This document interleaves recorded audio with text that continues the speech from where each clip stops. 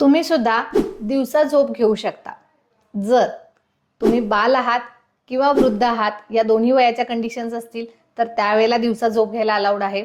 दुसरी कंडिशन्स, जर उन्हाळा खूप जास्ती आहे म्हणजेच ग्रीष्म ऋतू आणि शरद ऋतू म्हणजेच ऑक्टोबर हीट आणि मे महिना एप्रिल मेची जे उन्हाळा असतो कडक उन्हाळा, तर अशा वेळेला दुपारची झोप घ्यायला अलाउड आहे। तिसरी कंडिशन, जर का रात्री खूप जास्त जागरण झालं असेल तर ती न झालेली झोप म्हणजे अपूर्ण राहिली असेल झोप, तर ती झोप तुम्ही सकाळी जेवणाच्या आधी पूर्ण करून घेऊ शकता। म्हणजे सकाळी काहीही न खाता तुम्हाला झोप घ्यायची आहे आणि ती झोप पूर्ण करून घ्यायची आहे। आणि चौथी कंडिशन ही खूप महत्वाची आहे, जर तुमचं रात्रीचं जेवण पचलं नसेल तर म्हणजेच याला आयुर्वेदामध्ये रसशेषाजीर्ण म्हणलेलं आहे, तर हे रात्रीचं जेवण जर पचलं नसेल तर तुम्ही दुसऱ्या दिवशी सकाळी काहीही न खाता झोप घेऊ शकता। ही खरं तर ह्या रसशेषाजीर्णावरची ट्रीटमेंट आहे। हे जे अजीर्ण झालेलं आहे हा पचण्यासाठी आपल्याला वेळ द्यायचा आहे आणि म्हणून ही पुढच्या दिवशी दुपारची झोप अलाउड केलेली आहे।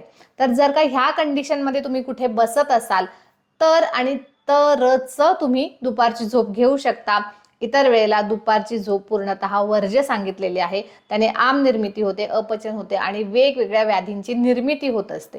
त्यामुळे जर का ह्या 4 कंडिशनमध्ये तुम्ही कुठे फिट होत असाल तर तुम्हाला दुपारची झोप घ्यायला अलाउड आहे आणि तेही जेवणाच्या आधी म्हणजे जेवण न घेता दुपारची झोप घ्यायला अलाउड आहे। व्हिडिओ आवडला असेल, माहिती नवीन वाटली असेल तर नक्की लाईक करा, जास्तीत जास्त लोकांपर्यंत शेअर करा आणि चॅनलला सबस्क्राईब करा। धन्यवाद।